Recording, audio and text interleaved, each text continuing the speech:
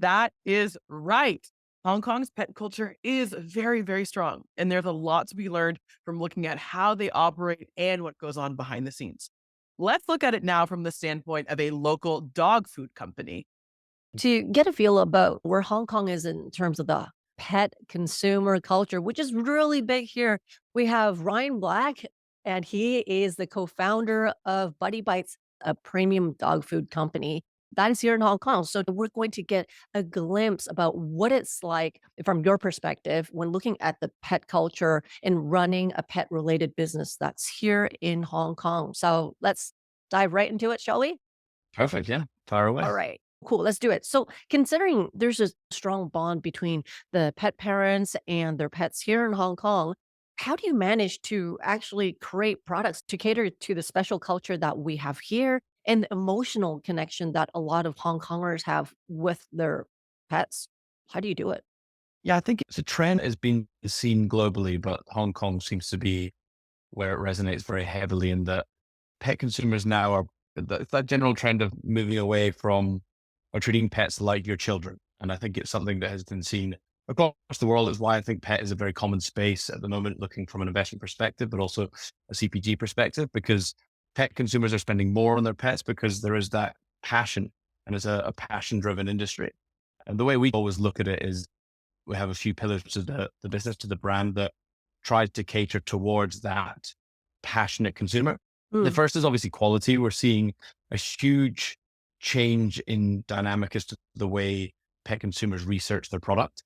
Oh, And high quality products are essentially the only way forward in my mind. There's definitely still some space for economical products. Just from a cost perspective, there's always going to be demand for lower end products, but the large majority, particularly in Hong Kong, mm. of the pet food space is within the premium segment. And therefore ensuring that you have ingredients and products that are brought to market at the high end and the healthy, better for you stage of the CPG industry is really important. And I think that's something that we Right. focused on pretty heavily. We've worked with two vets in Hong Kong and a nutritionist in the US to try to stay up to date with the trends that are occurring in the US, which is obviously the largest pet food market globally. And that's the first core component. We know the product has to be quality. The product has to be better for you dogs than the existing incumbents in the industry. And then aside from that, I think personalization is a big trend. And we're seeing a lot in the West of some brands that are very personalized in terms of the product they provide for specific pets How so? You mean from for our side. specific needs? Is that what you mean? Personalized in that way? Yeah, specific needs, being very tailored in terms of portion sizing, being very tailored in terms of ingredients for specific breeds and age and stages, or making sure you at least have a product that does suit a portion of the market. And alongside that, even simple things like it's an emotional purchase. We personalize the bags with dogs' names on there. It's a very simple add-on, but obviously as a dog owner myself, I go nuts for it. So I'm kind of a case in point. Uh, and then the flip side of that, rather than the product itself, Mm, the customer experience we try and put a lot of stress on. So as mm, much as it's a product that people care for very dearly and mm. making sure that they're buying the best product, you're actually not buying dog food for yourself, right? So it's hard to get reviews off somebody who's not trying the product. And making sure that the product is good quality and healthy is one key component. But then the rest of the consumer journey, given that it is that emotional purchase, we Mhm. feel is a really good opportunity to go above and beyond, whether that's through personalization, whether that's through kind of welcome boxes and surprise and delight tactics. And I think the big pillar for us is just world class customer service. And Mm. we know, particularly if you're a new pet owner, you're Yep. probably not that knowledgeable about what you're purchasing. And you're probably not that knowledgeable about how to look after a pet. And I think Mm. for us, being there to answer those questions that new pet owners would have is a massive component and really kind of adheres to that kind of cultural change of really caring for your pet and wanting to get the best possible information out there. And again, one thing I'm not touching Mm. as well, Yeah. in Hong Kong, there's a huge shelter market. There's a huge provision of some really good quality dog shelters that are independently run. And a huge portion of pets in Hong Kong are adopted from these shelters, which again, I Yeah. think plays into that emotional piece within the industry. Mm. We have a massive giving back component of the business. I Mhm. adopted one dog from Catherine's Puppies, a shelter here, and Chris, my co-founder, also has adopted two dogs from the same shelter, actually. And for every Mm. 2 kg we sell, we donate one back to shelters in Hong Kong and now Singapore. So we're now Wow. feeding 8 shelters total. And I think this is like, we did it as we wanted to give back in the process of setting up a business. Mm. But in hindsight now, I think it's one of those win-win scenarios where we definitely benefit from it. It's fantastic for our brand. I think people see us now as the brand that gives back. We get a lot of adopters who obviously reach out to us. And obviously the shelters benefit from having free food. And we certainly get a lot of very good feedback from adopters who are so happy that they are able to give back to shelters in this very tangible way. So yeah, we try and build out a lot of our brand around the emotional aspect of pet food consumption, which seems quite a strange thing to say, but yeah, it's an important piece of Buddy Bites. And I think that's what sets you apart from a lot of the brands as well, because that emotional connection, you're right. I think it's a very important component. And by the way, when you saw that cat just running in the background, that was Buddy. But my buddy doesn't Really? bite. It's yeah, that was Buddy. Okay, the next question is on top of what you said, what other findings, like recent findings or research, did you come across that had the most significant impact on how you guys formulate or market your dog food or the dog products here in Hong Kong? Did you have any of those findings recently? We have this ability ongoing, which is drawn from the fact that we're entirely digitally dominated. So all of our sales are online. And we're beginning to look into moving into some retail partnerships. And we've just actually launched with a few marketplace stores, but Okay. almost entirely our business is run through our own website, which Mm, means that we have a huge amount of data on when we have customers who stay for a long period of time, a short period of time, and why that may be. So we have an exit questionnaire anytime someone cancels a subscription, which mm, suddenly provides us with quite a lot of information as to what people are looking for in pet food. And I guess what has resulted in churn. And then we'll interview or we'll send out a questionnaire to our consumer base relatively regularly to try and get further information. We use a lot of that information, particularly on the churn side, to add new products to our portfolio that we can see there is demand for. The most obvious, interestingly, reasons for moving away from Buddy Bites are allergies or taste, which are two mm, things we feel that we can solve with product. In the mm, case of our adult SKUs, we have only single protein recipes to try mm, and mitigate the likelihood of reaction to allergies. And then we can see what the most common allergies are within the pet food space, because there's not that much location specific information on allergic responses to pets. You see the mm, data sets are relatively small. So I think Hong Kong's an interesting one where a huge portion of Hong Kong, their dogs are allergic to chicken. Whereas mm. the like global data shows that beef is actually more likely to be an allergen, which is, as to whether or not that's true, it's hard to see a proper data set. We have ours, but it's hard to get a really large data set. So yeah, we use that data, which is why we're actually just launching a new product, timely enough, which is turkey and sweet potato. Mm. We've really seen the demand for novel proteins in the form of turkey rather than chicken, beef, or one of the more common proteins you see out there, Mm. a premium carbohydrate. And there's a huge amount of information we're seeing where people are really trying to look after their dog's gut. So whether Ah, that be making sure that they have a healthy stomach or just making sure that they're looking after their gut from a perspective of immune system strength. And therefore we're including prebiotics in all our most recent recipes. And we will be providing that across all our recipes moving forward. So yeah, it's the research that we do is partly through our nutritionists in the US, but a big portion is utilizing the data we have to cater for what is specific in demand in the markets we're in, which is obviously Hong Kong and Singapore. so you're gonna have to give me 1 second because as soon as you said the gut health, guess what happened at that very moment? This is so funny. You would never guess. The cat that you saw right there, he just had a hairball and he vomited right on me. Can you believe it? Okay, just hold on. Just give me 1 second. Okay. So now that I'm back from fixing what was a product of somebody's bad gut health, let's get back to what we're talking about. Now, on top of the recent findings and stuff that you just mentioned, I also want to know that over the past year, have you noticed, say, any shifts in consumer preferences or even buying behaviors when it comes to dog food? And did you adapt to these shifts and changes? Because I think you touched on it when you said people like to buy online, and that's always been how you guys operated. But did you see any new shifts since, especially after the pandemic? Within Hong Kong and Singapore, within APAC, the markets that we look at, we feel that there is opportunity for us. Mm, There's definitely a delay between what trends occur in the US and Europe and then the implementation of them here. And so we try and pair looking towards the West in terms of what the challenger brands are doing over there with timing it correctly in Hong Kong and Singapore. The most obvious is one that you just mentioned, in the fact that there is ongoing move towards purchasing online. Yeah. Hong Kong's a really bizarre market where just north, e-commerce adoption is incredibly high. In Southeast Asia, e-commerce is pretty high as well. Singapore's relatively adopted from an e-commerce perspective, but Hong Kong still lags heavily behind.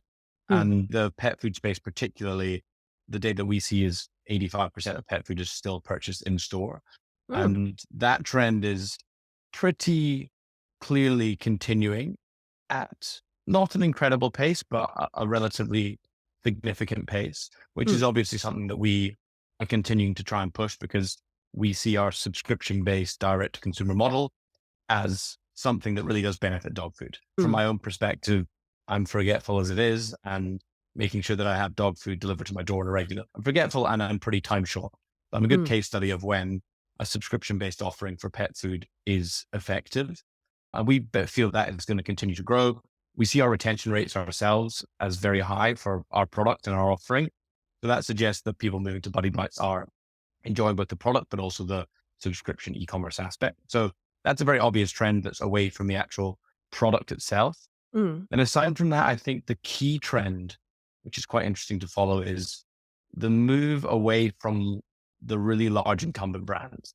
So I won't name names, but it's a relatively monopolized or oligopolized space, the pet food industry.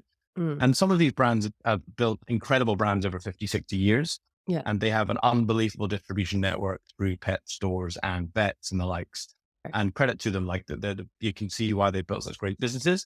However, on the product side, it's not changed that significantly in a long period of time.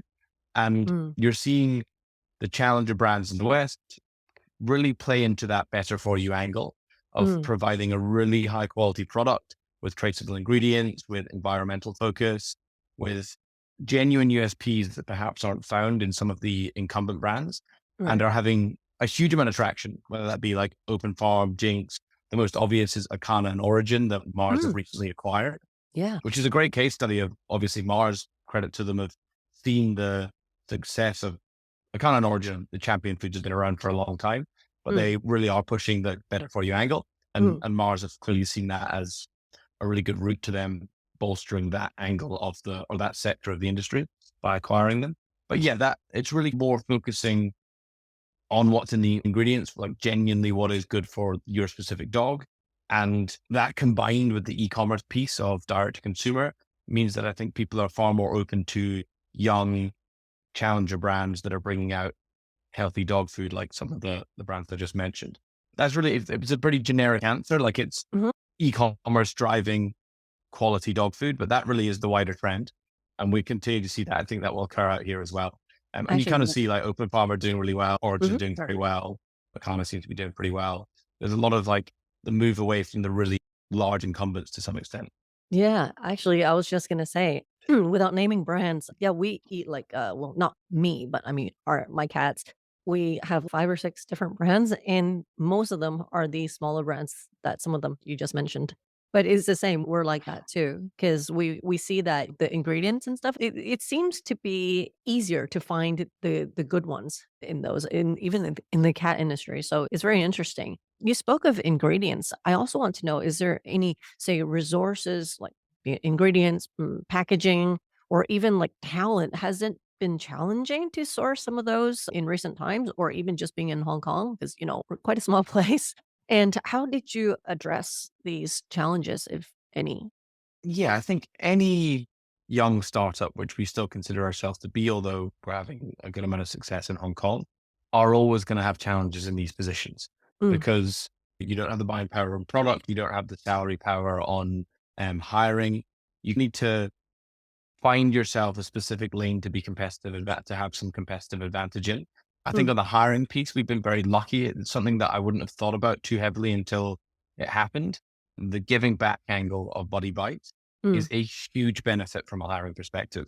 We have a relatively decent number of incredibly passionate people within the pet food space, or within the pet space anyway, who will reach out to us because they love the idea of working for a company that is in the pet sector and gives back to shelters. And that's something that I wouldn't have predicted. Like I didn't know what I didn't know at the time. So that's helped. I think on the people side, e-commerce isn't that well adopted in Hong Kong. Alongside that, it means that there isn't that much talent within the space, but it's Mm, definitely growing. So we've been lucky. We've got a small team that we're incredibly happy with, and we think they've done a fantastic job over the last 2 years of taking Buddy Bites from near enough zero to um, somewhat of a business. mhm, Um, but it is a challenging space to hire, and so we're always on the lookout for good talent, as with any business. On the product side, we partner with, which our production occurs in the Netherlands and Belgium. The product itself has always been absolutely fine. We're really like the product has stayed at a very high quality. Our retention rate shows that, and quality's always been very high. It's been slightly challenging in the last 18 months with pricing right. because inflation has hit Europe incredibly hard, and therefore ingredients have been in short supply, and there have been challenges, particularly when you run a subscription business. Mm, If you have supply shortages, you can put yourself in a lot of trouble. I can So we've imagine. had to stay on top of that relatively tightly. But that being said, the inflation piece has been a challenge, but we've managed to keep our team relatively lean so that we can still function as a business. And Mm, as we grow again, like I mentioned at the start, like economies of scale and becoming a bigger business provide you with more flexibility there. But it mhm, is just always going to be a challenge when you're starting a young business in an industry that is dominated by big players to mhm, keep up on the supply side. And I think that's probably why you see a lot of challenger startups enter in the premium space. It's very, very challenging now to start a business in the pet food space in anything mm. other than the kind of top tier of the market. But fortunately enough, that's exactly what Hong Kong and Singapore demand.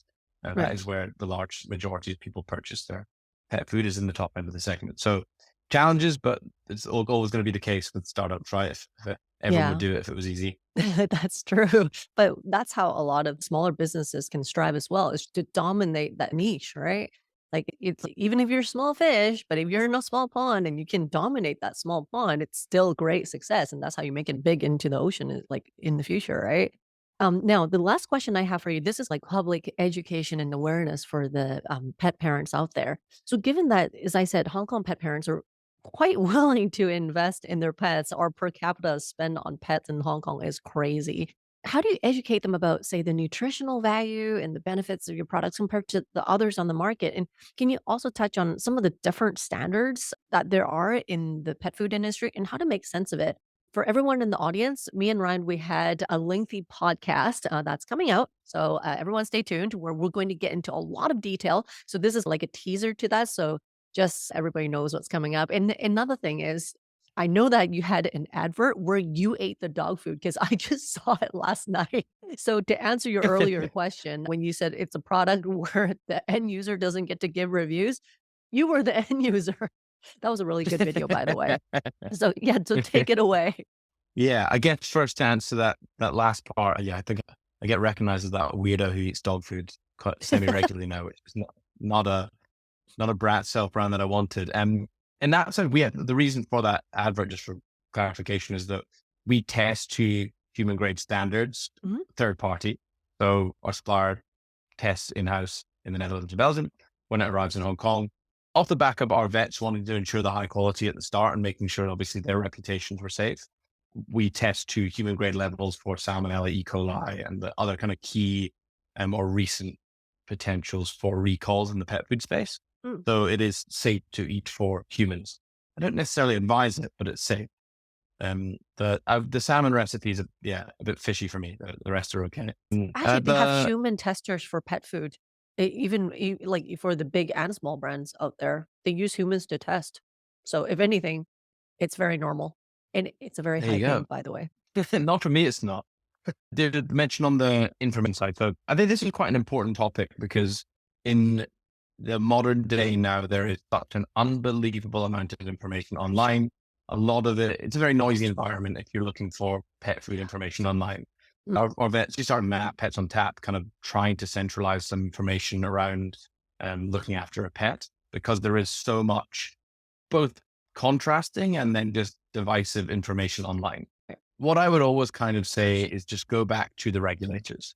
And mm, if you're going to look at information on pet food, the two main regulators are AFCO, the Association of American Feed Control Officials, and FEDIAC. AFCO is the US regulator, and that is probably what most people will know in Hong Kong and Singapore.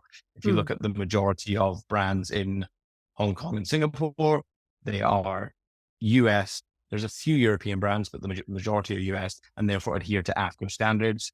And that means if you look at the back of the packaging, the way that is organized is uniform, such as the ingredients are in order of the most dominant ingredient. The first ingredient in the ingredient list is the one of which there is the most of in that packaging. Mm. And a few other kind of pretty simple ways to, and the first time you get your head around reading in the AFCO packaging, it might be a little bit complex, but it's pretty simple once you've done it once or twice. And I think a lot of people now do know their way around it. I would also try and be aware of the differences between FEDIAF and AFCO because they label some ingredients different. The most obvious one is that in Europe, meal is referred to as dehydrated protein, which is a really interesting comparable in the fact that meal is a contentious topic because there is some good meal and some bad meal, but generally it's a very high protein dense ingredient, which can be used well in a dog food. But in Europe, it's referred to as dehydrated protein. So that can be quite confusing, I think, from a pet owner's perspective, and the fact that the same ingredient is actually labeled completely different. We've utilized nutritionists and vets to learn as much as possible. And I've gone through this process over the last 3 years, and it's been hugely illuminating. But I would just always suggest going back to at least ideally knowing the difference between key ingredients between FEDIAF and AFCO. And then if you're just researching information, try and refer back to AFCO, because at least you know you're getting information from a trusted source and that is involved in the testing and regulation of the pet food space. That's a good starting point. We went into detail, and everyone, if you want to know more about it, as I said, it's going to be on our podcast that's coming up after this. Any other simple pointers that you can give? Because we talked about new pet parents, right? As you said, it's a very noisy environment. Is there any other simple pointers that you can give to somebody who's just totally overwhelmed, the first time having a pet, looking at this plethora of information? Any simple tips that can just calm our nerves a little bit? I think that's probably the first point of call is just staying calm. I think it's the sort of environment where people Mm, can, drown themselves in unnecessary worry. yeah. And the slightest thing goes wrong and people will assume that the worst thing has possibly gone wrong. I think I would immediately go with brands that are well reviewed. I think that's probably always an easy point of Mm, call, and making sure that you're going with brands that have track records with consumers in the nearby market. Um, mm, Obviously, brands that are relatively well known are a way to go. On the ingredient side, there's no perfect formula, right? Different dogs are allergic to different ingredients, and yeah. different dogs will respond differently to different ingredients. And I think a big component is different dogs will like the taste of different ingredients. And it's something that our vets push really hard, is that regardless of how nutritious a product is, if your dog isn't eating it, they're not getting the right nutrition. You get a lot of picky eaters in Hong Kong, and you really do have to find a recipe that does get consumed. Otherwise, they will be missing out on macronutrients. But yeah, I think the That's a key good is point. making sure you find a product that your dog likes, making sure Mm, they consume it. And then, as I say, go with a product that is well reviewed. I would always try and go with a product that has protein as the first ingredient, whether that be chicken, turkey, duck, whatever that may be. That's probably an easy nugget to go for. But there's loads of information out there, and AFCO is the mm, best point of call. They've got a yeah. massive amount of information around pet food and specific to age and breed and the likes. So I would direct people there. That's my first point of call. Awesome. Thank you so much, Ryan. So I guess that's it for the sharing. As I said earlier, everybody, if you want to hear more on the last point that we're talking about, there's a separate podcast on it. So that's a wrap for now. So thanks again, Ryan, for coming in. I hope to see you again in the future. Thanks for sharing. No, thank you very much, man. Really appreciate it. Good chat. See ya. Cheers.